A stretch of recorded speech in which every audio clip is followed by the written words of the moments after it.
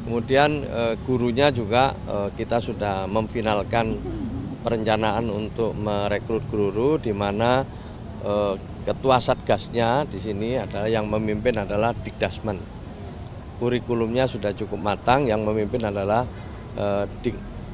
Dikti dan Dikdasmen. Kalau raket jadinya udah sampai mana?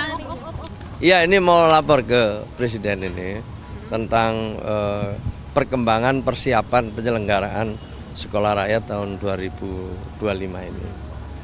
Ya tentu kita akan menyampaikan mulai dari kesiapan sarana prasarananya, kemudian kesiapan dan rekrutmen guru, kemudian siswa, dan yang terakhir nanti lain-lain lah sebagai pendukung dari penyelenggaraan Sekolah Rakyat itu.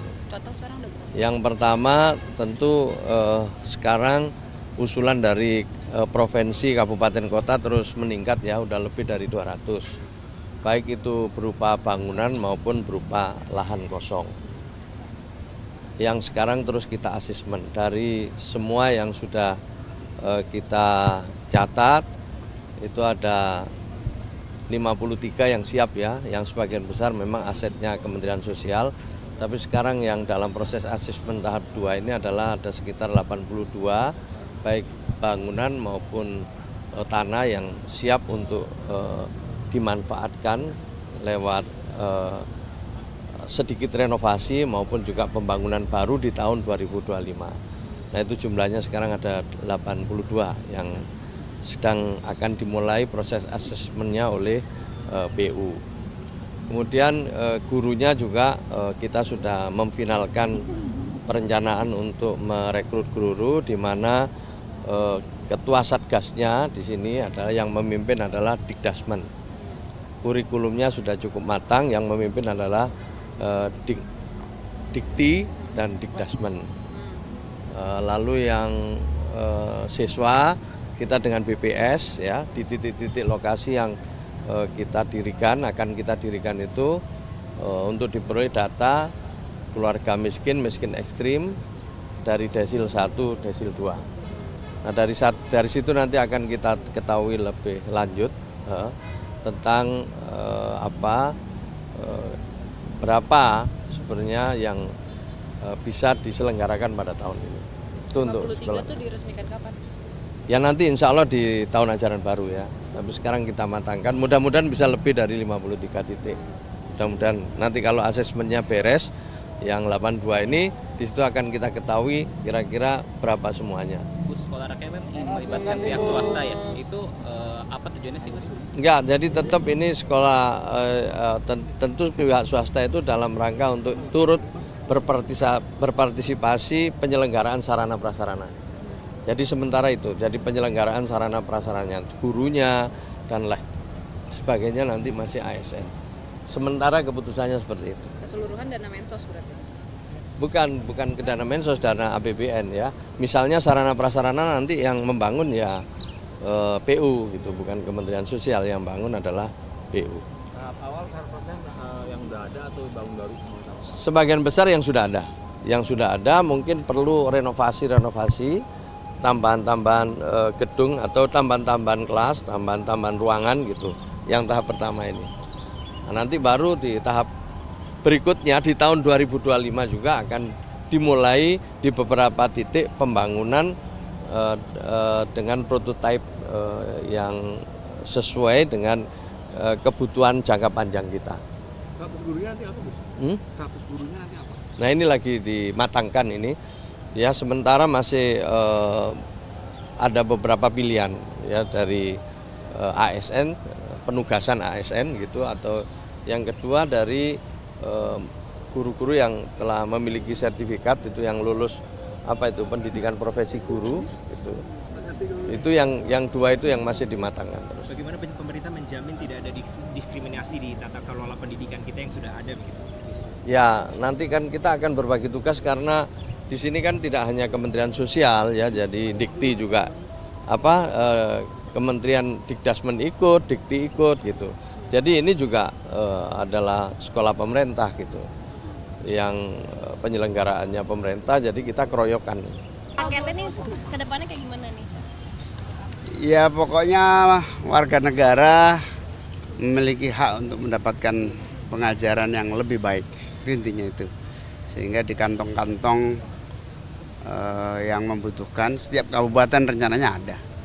Setiap kabupaten, ini Mendagri kerja sama kepala daerah nantinya bagaimana? Kemensos yang akan memimpin leading sektornya, Pemda hendaknya menyediakan tanah. Diresmikan kira-kira kapan?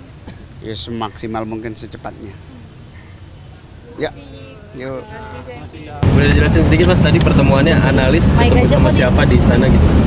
Baik, terima kasih teman-teman. Selamat siang. Hari ini tadi kantor komunikasi kepresidenan kami mengundang juga Badan Kebijakan Fiskal diwakili oleh Pak Kepala langsung, Pak Febrio.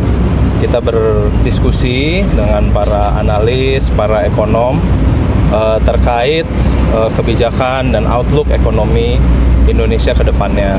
Kami paham betul ini adalah komitmen Pak Presiden, Pak Prabowo untuk meningkatkan kualitas dan juga intensitas komunikasi kepada semua kalangan. Jadi ini para pelaku pasar adalah salah satu sektor yang luar biasa pentingnya untuk negara ini. Kita ingin dapat masukan, kita dapat saran, dapat rekomendasi. Banyak sekali tadi teman-teman memberikan pandangan terhadap ekonomi negara kita. Dan alhamdulillah masih pada optimis, pada semangat, dan mereka juga berkomitmen untuk membangun negara ini bersama-sama dengan pemerintah. Jadi kita apresiasi diskusi pada hari ini, dan tentunya mudah-mudahan ini terus berlanjut ke depannya. Salah satu rekomendasinya tadi apa?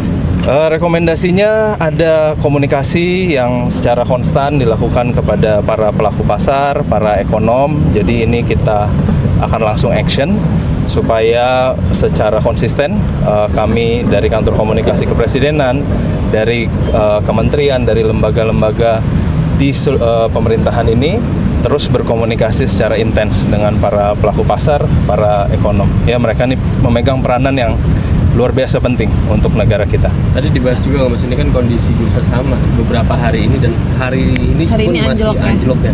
Hampir trading halt juga hari ini gitu. Tadi sempat dibahas juga nggak sih kondisi-kondisi seperti ini? Ada beberapa faktor yang disampaikan, tapi pada intinya mereka confidence, mereka punya satu semangat yang sama. Saya rasa bahwa kebijakan-kebijakan Pak Prabowo ini sudah semakin terlihat dampaknya.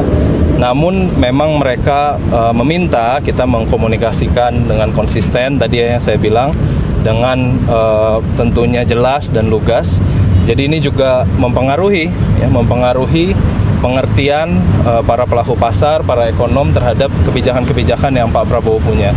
Kemarin waktu rapat paripurna hari Jumat lalu, Pak Prabowo sampaikan komitmen beliau ingin meningkatkan kualitas komunikasi, meningkatkan intensitas dan konsistensi komunikasi dari semua jajaran di bawah Presiden Prabowo. Dan ini akan kita lakukan segera. Artinya akan dibuat rutin atau di saat akan pengambilan kebijakan strategis gitu, Mas? Oh, insya Allah kalau bisa kita buat rutin ya, karena ada beberapa sektor yang kita juga harus menerima masukan secara konsisten. Jadi nggak bisa hanya sekali-sekali ya. Salah satu sektor itu adalah sektor ekonomi tentunya. Pak Prabowo punya cita-cita besar, ingin mencapai pertumbuhan ekonomi 8%. Dan salah satu yang memegang peranan ini ya tentunya para pelaku pasar dan para ekonom yang datang pada hari ini. Setiap apa berarti?